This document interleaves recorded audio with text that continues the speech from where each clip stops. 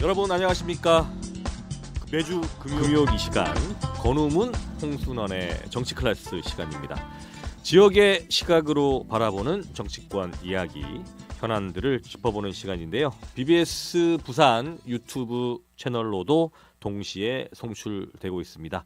여러분들의 많은 청취 시청 부탁드리겠습니다. 잠시 뒤에 두 분 패널 만나보겠습니다. 권우문 홍순원의 정치 클래스, 오늘도 청취자 여러분들에게 질문을 드리면서 시작을 하겠습니다.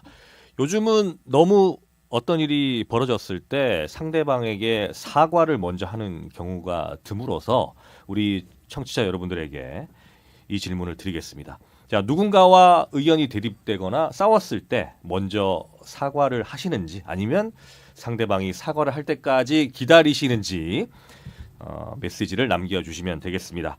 참여해주시는 분들에게 추첨을 통해서 크랩 헛에서 제공하는 식사권을 드리겠습니다. 매달 추첨을 드립니다. 조금 기다려주시면 감사하겠습니다. 문자나 불교방송 앱으로 참여하실 수 있고요. 문자는 샵 4899, 샵 4899번으로 보내주시면 됩니다. 문자 이용하실 때 짧은 문자 50원, 긴 문자 100원의 이용료 발생을 하기 때문에 이 점은 유의를 해주십시오. 불교방송 앱은 지역 설정을 부산으로 해주시면 됩니다. 우선 회원 가입을 해주셔야 되고요. 그러면 무료로 이용을 하실 수가 있습니다. 많은 참여 부탁드리겠습니다. 방송 이후에도 의견 남겨주시면 참여가 가능하다는 점 미리 말씀을 드립니다. 그리고 선물이 한 가지 더 있는데요. 3월 2일 미국에서 진행되는 제97회 미국 아카데미 시상식을 앞두고 올해도 영화의 전당에서 2025 아카데미 특별전을 개최를 합니다. 화제작인 브루탈리스트, 컴플리트 언노운부터 개봉 전에 선보이는 콘클라베, 에밀리아 페리즈 등 모두 15편을 영화의 전당에서 만나보실 수가 있는데, 보다 자세한 내용은 영화의 전당 홈페이지에서 확인이 가능합니다. 나는 영화의 전당 아카데미 특별전을 보고 싶다 하신 분들, 앞서서 제가 소개해드린 대로 그렇게 메시지를 남겨주시면 되겠습니다. 자, 지금부터 본격적으로 시작을 하겠습니다. 저희가 청취자와 시청자분들에게 드린 질문, 오늘도 두 분 패널에게 던지면서 시작을 하겠습니다. 자, 누군가와 싸웠을 때 먼저 사과를 하십니까? 아니면 그때까지 기다리십니까? 사과를 받을 때까지.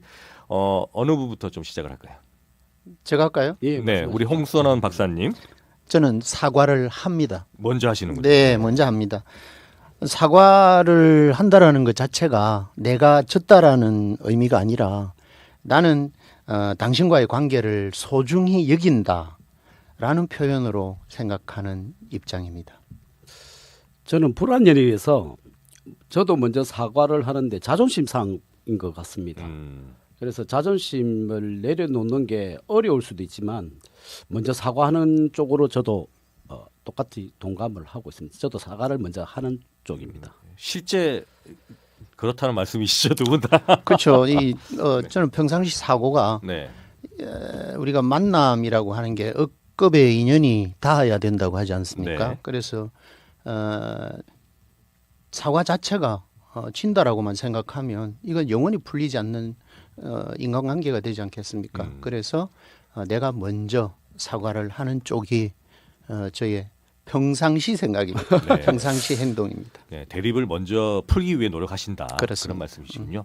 두 분 같은 정치인들만 계시면 지금 이 같은 극단의 정치적 상황들은 벌어지지 않을 수도 있다라는 그런 생각이 드네요. 네. 당연하죠. 네, 저는 그렇게 생각하고 있습니다. 네. 자, 그러면 본격적인 주제 시작을 하겠습니다. 헌법재판소 탄핵 심리가 지금 진행이 되고 있고 다음 주에 최종 변론을 하겠다고 지금 예고가 돼 있습니다. 자, 최근까지 지켜본 헌법재판소 탄핵 심리, 지역에서는 어떻게 조금 바라보셨을지 궁금한데요. 어떻습니까? 두 분 어떤 분부터 먼저 시작을 하겠습니다. 네, 어제가 이제 제 10차 변론 최종 변론이 끝나고 이제 25일 날 마지막 일정이 현재로부터 남아 있습니다. 네. 그 동안에 우리가 탄핵 소추가 된 이후에 전 국민들의 관점에서 첫째는 있어서는 안 될 일이 발생이 됐다. 그게 이제 첫 번째일 것 같고, 네. 그리고 헌재에서 이루어지는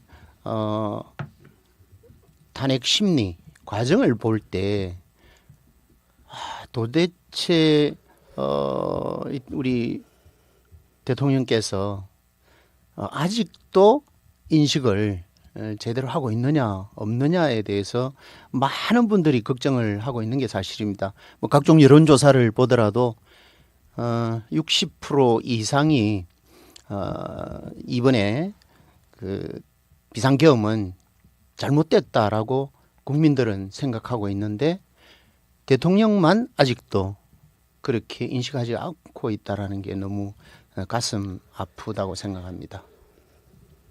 권오무 박사님. 네. 저는 윤석열 대통령께서 비상계엄했던 명분을 찾기 위해서 시작된 것이 비상계엄 후 쪽에 볼 때면 어찌 보면 반국가세력의 말이란 자체가 많이 놓은 것 같습니다. 어찌 보면 헌법재판소에 대한 불공정이라든지 그다음 법적 논란의 부분을 보게 되면 과연 이게 우리나라의 사법부인가? 공수처부터 서부지법 그리고 헌법재판소까지 이어온 과정들을 보면 절차적으로 문제가 많았던 부분이 상당히 많았다고 봅니다. 네. 그래서 이걸 보면 과연 대통령께서 비상계엄을 했지만 정서상 국민들은 우려 섞인 부분과 불안한 부분을 다 느꼈지만 시간이 지남에 따라서 이게 왜 이렇게 해야 될 수밖에 없는지를 분명히 볼 수 있는 부분하고 그리고 지금 헌법재판소에 대한 부분은 여러 가지 언론 쪽에서 놓으면 국민들이 많이 봤을 거라 봅니다. 여러 가지 문제점이라든지 그런데 가장 중요한 것이 뭐냐니까 정인 신청을 했던 홍장원이라든지 곽종근이라든지 이 특전사령관들의 번복된 정언의 신문 과정에서 번복되는 과정들이 있다 보니 그 부분에서 신뢰성이 깨지다 보니까 헌법재판소에 대한 불신이 더 강해진 것 같고 그리고 재판관이 문형배 재판관께서 현재 TF 대본대로 한다는 이 발언을 하신 부분 때문에 또 보수 쪽에서도 좀 반발을 하는 부분 제가 마지막으로 말씀드리겠습니다. 죄송합니다. 지금은 마지막으로는 마은혁 재판관이 들어오느냐 권한쟁의 심판에서 들어오느냐 안 들어오느냐에 따라서 이 결정이 가장 큰 변수가 될 수 있다 그렇게 생각하고 있습니다. 마지막까지 얘기 다 했으니까 네. 앞으로 이제 오늘 할 말 없겠네요. 먼저 우리 권 박사 얘기했던 헌법재판소의 불공정이라고 얘기를 하는데 권 박사 말씀하시는 게 난 무슨 의미인지를 잘 모르겠다. 대한민국 헌법상에는 입법, 사법, 행정권이 명확하게 나눠져 있고 또 그 권한을 현재 헌법재판소는 입법 권한을 죄송합니다. 사법 권한에 의해서 절차를 잘 이행을 하고 있는 그런 과정 속에 있는데 윤석열 대통령을 비롯한 현재 참여하고 있는 재판에 참여하고 있는 그 변호인단들 이분들의 형태나 또 재판 과정들을 보면 처음부터 모든 것을 부정하고 있기 때문에 헌법재판관들에 대한 불편 사항 그리고 심지어 모 헌법재판관에 대한 사적인 그런 것들까지도 건드려가면서 이 재판을 진행을 하면서 방해한다라는 이 요소가 더 강하다라는 말씀을 드리고 싶고 그리고 이제 또 얘기했던 뭐 홍장원 1차장이라든지 이런 분들이 재판 과정에서 말을 바꾼다라고 그렇게 얘기를 하잖아요. 그렇지만 어제 홍장원 1차장이 다시 역대 2번 정인으로 나오는 경우는 없다고 합니다. 2번씩이나 나와서 그 전체를 다시 한번 규명을 했습니다. 여인영 전 사령관으로부터 통화를 받았고 그 통화 내역에 누구를 체포를 해야 한다.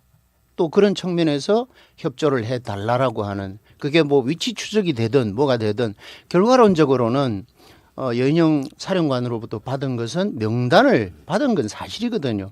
그 명단을 받은 것이 사실인데도 불구하고 거기에 종이가 메모장이 뭐 내장이 나왔다든지 4가지 유형이 됐다든지 이런 것들이 이 재판에 큰 팩트가 되지도 못하는데도 불구하고 그런 과정들이 지속적으로 윤석열 대통령 측에서 주장하는 것은 아직도 제가 볼 때는 비상계엄을 인정하지 않고 있다라는 그것은 사실인 것 같습니다. 그러면 제가 인정하셔야죠. 이제 헌법재판소에 대한 부분을 말씀하셨는데 헌법재판소가 공정하게 가고 있다고 바라보는 눈빛과 잘못된 재판을 하고 있다는 이제 바라보는 관점들이 틀린 것 같습니다. 그래서 헌법학계의 권위자인 허영 교수도 헌법재판소의 위법이 계속되면 결국 가루가 되어 사라질 것이라 했거든요. 그걸 보면 헌법학자들도 지금 하는 형태, 즉 대통령 탄핵 심판이 180일까지 할 수 있지만 노무현 대통령이나 박근혜 대통령이 한 90일 정도에서 판결을 내렸는데 너무 독수독가적인, 즉 결론을 놔두놓고 이 과정들을 이어오는 걸 보면 저희 보수 쪽에서는 용납이 안 된다라고 말씀을 드리고 싶습니다. 예. 노무현 대통령이나 그리고 박근혜 대통령 지난번 재판 과정도 지금 현재 윤석열 대통령 재판 과정과 전혀 다를 바가 없고 일정이라든지 그리고 헌법재판관들이 현재 진행하고 있는 과정들 이런 것들은 모두가 거의 유사성을 가지고 있고 또 아까 말씀하셨잖아요. TF라고 얘기를 했습니다. 헌법재판소에 연구관들이 있지 않습니까? 그 연구관들은 다 공무원들이거든요.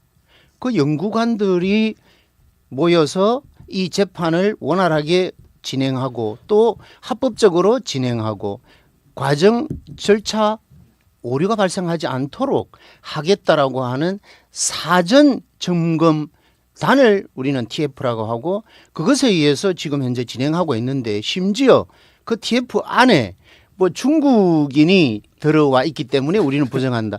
대한민국 공무원을 선출하는데 인사검증을 얼마나 열심히 합니까? 그런데도 불구하고 거기에 중국인이 들어와 있기 때문에 우리는 헌법재판소를 믿지를 못하고 인정하지 못한다. 이런 가짜 뉴스까지 퍼뜨리는 이 과정들이 과연 옳으냐? 과연 이게 보수가 지향하는 그런 것이냐 하는 것은 한번 더 깊이 권 박사도 생각해 주시기를 바랍니다. 그래서 제가 헌법재판소에 대한 공정성, 절차성 문제 이런 걸 너무 길어서 뺐었는데 거기서 보면 국회 측 내란죄를 빼달라는 요구를 코치하고 이를 수용한 의혹은 형사소송법 298조 위반이고요. 그리고 윤석열 대통령 동의 없이 검찰 신문 조서를 증거로 채택한 문제는 헌법재판소 40조 위반이고요. 7, 8가지 이 위법적인 부분이 있습니다. 이렇게 계속 이야기하면 대화가 길어질 것 같아서 이 정도가 되어 있고. 아니 그 부분은 짚고 넘어가야 되는데 네.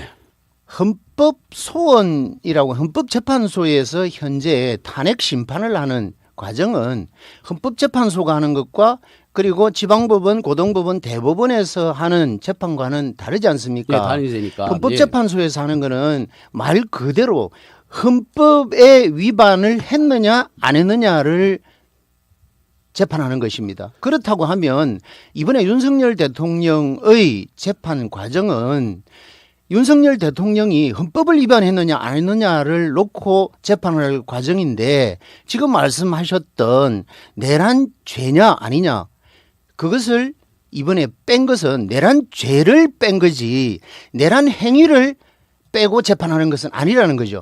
내란죄는 이미 경찰과 검찰에서 수사를 해서 기소를 했지 않습니까? 그 공소장에 내란숙의 윤석열 그리고 그 일당들이 표현이 되어 있습니다. 따라서 형사재판과 헌법소원, 헌법재판소의 탄핵재판과는 완전히 별개의 법리 과정이 있다라는 것을 명확하게 우리 권 박사가 알고 헌법학자 어떤 분이 말씀하셨는지는 모르지만 허영입니다. 그분께 다시 가서 한번 따져보세요. 그다음에 어쨌거나 지금 오는 과정들이 절차적인 문제 그리고 대통령에 대한 방어권을 충분히 주지 않은 문제 이런 부분은 어쩔 수 없이 헌법재판소가 벗어나지 못한 것 같고 아까 말씀드린 헌법재판소의 연구관들을 말씀하셨는데 이 연구관들도 문형배 재판관 대행이 이제 인정을 해서 만들어서 TF를 만들듯이 이 성향 자체가 너무 좌편향된 부분이 그때 문재인 대통령 때 임명됐던 분들이 지금 헌법재판소에 지금 헌법 그 대통령의 탄핵 심판을 지금 하고 있는 상황이고 더 기가 찬 것은 헌법 심판을 하고 있는데 이미선 재판관과 문영배 재판관이 4월 18일 임기가 끝나는데요. 이 임기 6개월을 연장하라는 개정안까지 나왔습니다. 저는 볼 때는 사적인 볼 때 이게 뇌물이다. 어찌 보면 더 연장을 시키기 위한 부분이니까 이것도 잘못된 게 참 무슨 짓을 하고 있는지 지금 대통령 탄핵 심판을 하고 있는 이 중요한 상황에서 다시 6개월 정도 연장하라는 법안을 제시한다는 것도 이거는 정말 잘못된 거다라고 생각하고 있는 거죠. 박사님도 어쩔 수 없이 보수 쪽에서 많이 보고 있는 유튜브 심취자 같은데 절대 아닙니다. 조금 전에 얘기했던 법안 부분은 한 개인의 국회의원이 국회의원은 헌법기관이지 않습니까? 개인이 헌법기관이거든요. 그래서 언제든지 법안은 낼 수가 있습니다. 그 법안을 본인의 의견으로 내놓은 것이지 그게 민주당 당론으로 채택했다든지 현재 그 법안이 통과됐다든지 소위원회 통과를 했다든지 상임위 통과된 것도 아니잖아요. 그래서 그렇게 표현하시는 거는 잘못됐고 그다음에 좀 전에 얘기했던 절차상의 하자를 자꾸 얘기를 하는데 헌재에서 TF의 구성은 이번에 처음 이루어지는 것이 아니라 헌법재판소의 연구관들은 몇 명 있는지 제가 정확하게 잘 모르겠습니다만 적어도 아마 10명 이상이 계실 겁니다. 그분들은 전문 법조인입니다. 변호사들이고 또 그분들은 정식 공무원으로 국가가 채용을 한 전문 공무원들이죠. 그래서 그분들이 재판관만큼 전문성이 없느냐? 그렇지 않다라는 것이죠. 보직만 연구관이고 재판관이라고 생각을 하시면 되는 거죠. 직전에 있었던 박근혜 대통령 탄핵 심판 때도 똑같이 이 연구관들이 구성이 됐고 TF가 구성이 됐고 그 TF 구성 결과에 의해서 재판이 이루어진다. 시나리오도 문 재판관께서 말씀을 하셨잖아요. 그 시나리오가 없으면 재판관들의 생각이 들어갈 수 있기 때문에 연구관들이 만들어 놓은 시나리오에 입각해서 진행을 하면 쌍방 문제점이 없고 또 동일한 시간을 가지고 진행을 할 수 있다. 그리고 아까 윤 대통령께 충분한 시간을 안 준다 그랬습니다. 윤 대통령 TV 안 보셨습니까? TV 보면 혼자서 30분을 말씀을 하세요. 헌법재판관들 그러니까 앞에서. 기간을 너무 짧게 만들다 보니 아까 말씀대로 180이지만 너무 성급하게 지금 이루어지는 부분 때문에 저희 쪽에서 말씀드리고 성급한 게 아니죠. 그리고 충분히 시간을 줬고 그다음에 박근혜 대통령이나 과거에 노무현 대통령 시절에도 똑같은 과정들을 현재 벤치마킹해서 현재 재판이 진행이 된다. 노무현 권 박사 대통령은 저대로 탄핵 한번 다 했다가 챙겨보고 다시 하세요. 복귀를 하셨고요. 그리고 지금 박근혜 대통령은 자기 본인이 임명했던 재판관들에 의해서 탄핵이 되었지만 제가 이제 사견으로는 이 문제도 한번 짚어갈 문제고 아니 재판은 그리고 결과에 제가 의해서 인용이 됐던 탄핵이 그래서 됐던 이게 어찌 보면 그거와는 정치적인 관계없잖아요. 성향이다 보니까 이 편향된 재판관들이 문제가 많은데 사실 중도청 즉 중간 입장에서 바라봐야 된다는 말씀을 드린 거고요. 편향된 재판관이라고 저는 자꾸 얘기를 그 하는데 동영 자 보세요. 유튜브를 잘 안 보고 있습니다. 자, 권 박사님 예. 편향된 재판관이라 생각하는데 그걸 감안해서 헌법재판소의 재판관을 임명하는 기준이 국회에서 세 분, 세 분. 예. 그리고 대통령께서 세 분, 예. 대법원장이 세 분, 예. 이렇게 각각 3인을 추천을 해서 임명을 하게끔 법에서 규정화해 놓은 게 뭐겠습니까? 그게 바로 권 박사가 우려하는 편향성이라든지 이런 것들을 감안해서 법도 그렇게 만들었고 그렇게 진행을 하는데 지속적으로 편향성이라고 그러는데 만약에 거꾸로 뒤집어 놓고 민주당에 소속되어 있는 대통령이 이번에 이런 비상계엄을 선포를 해가지고 이런 문제가 벌어져서 현재 탄핵 심판이 벌어진다고 생각합시다. 그렇게 했을 때 똑같은 편향이라고 얘기하겠습니까? 그 제가 말씀드리면 못하죠? 예, 지금 말씀드린 예. 게 만약에 그 민주당 쪽에서 대통령 된 분이 이 비상계엄을 해서 가게 되면 공수처에 대한 우리는 부분 하지도 시작하게 않겠지만, 되면, 네. 시작하게 되면 공수처에서부터 문제 생기고 그다음에 아까 말씀대로 절차적인 문제들이 많이 발생됐다. 그래서 이 사법부에 대한 신뢰를 가지고 있느냐? 그 보면 어쩔 수 없이 여론조사도 지금 반 정도가 50% 정도가 절대 신뢰하지 못한다는 여론조사 나와 있단 제가 말입니다. 개입을 예. 했다는 거는 벌써 라디오 생방송 시간이 끝나간다는 의미입니다. 그래서 지금 격렬하게 두 분이서 말씀하고 계신데 계속해서 저희 BBS 부산 유튜브 채널에서 이어가겠습니다. 라디오는 여기서 조금 마무리를 해야 될 것 같고요. 저희들 열띤 토론이 계속 이어지니까 BBS 부산 유튜브 채널로 계속해서 시청을 해 주시면 되겠습니다. 그리고 저희들 앞서 말씀드린 대로 의견을 보내주시려고 샵 4899번으로 문자 요청을 드렸었는데 먼저 사과하시는 분들이 많네요. 0008번님도 먼저 인정하고 사과를 하신다 이렇게 말씀을 해주시고 그 외에도 먼저 사과를 하신다는 분들이 계속해서 말씀을 해주고 계십니다. 두 분들과 같은 생각을 하시는 분들이 많은데 왜 정치는 극단적으로 갈까요? 사과하면서 삽시다 제발. 네, 사과하면서 똑같습니다. 예, 예. 사는 것들을 좀 기대를 하면서 저희들 잠시 뒤에 BBS 부산 유튜브 채널에서 계속해서 두 분의 열띤 토론을 이어가도록 하겠습니다. 괜찮으시죠 분위기? 네. 자, 저희들 크랩헛에서 제공하는 식사권 드리고 있습니다. 샵 4899, 샵 4899번으로 문자 보내주시면 됩니다. 문자 이용하실 때 짧은 문자 50원, 긴 문자 100원의 이용료가 발생합니다. 저희들 잠시 뒤에 BBS 부산 유튜브 채널에서 계속 이어가겠습니다. 잠시 뒤에 뵙겠습니다. 여러분 감사합니다.